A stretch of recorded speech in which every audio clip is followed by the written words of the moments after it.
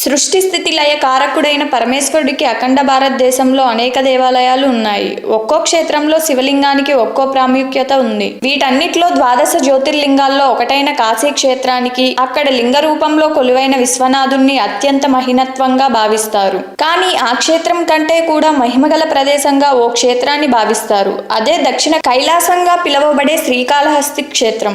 ఆంధ్రప్రదేశ్ రాష్ట్రంలోని చిత్తూరు జిల్లాలో స్వర్ణముఖి నదికి తూర్పు ఒడ్డున శ్రీకాళహస్తి ఉంది. భారతదేశంలోనే అత్యంత ప్రాచీనమైన పంచభూత లింగాలలో 4వది అయిన వాయులింగం ఇక్కడ పూజలు అందుకుంటుంది.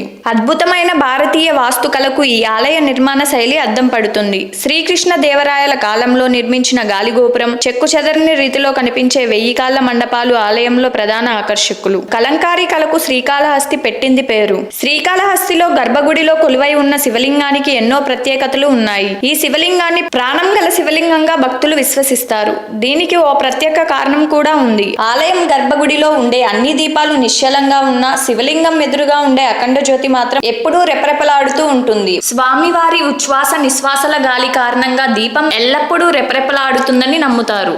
అంతేకాకుండా ఈ శివలింగానికి మరో ప్రత్యేకత కూడా ఉంది. దేశంలోని అన్ని ప్రముఖ శైవ క్షేత్రాల్లో శివలింగానికి అర్చకులు అభిషేకాలు చేస్తుంటారు. కొన్ని చోట్ల భక్తులకు కూడా అవకాశం ఉంటుంది. కానీ ఇక్కడ శివలింగానికి మాత్రం అర్చకులతో సహా ఎవ్వరూ కూడా తాకరు. ప్రాణవాయులింగంగా పూజలందుకునే ఈ లింగం తెల్లని వర్ణంలో ప్రకాశిస్తూ కనిపిస్తుంది. అందుచేత శ్రీకాళహస్తీశ్వరుని కర్పూర లింగం కూడా పిలుస్తారు. నవగ్రహ కవచంతో ఉండే ఈ శివలింగాన్ని ప్రతిరోజు పచ్చకర్పూరంతో అర్చకులు తాకకుండానే అభిషేకిస్తారు.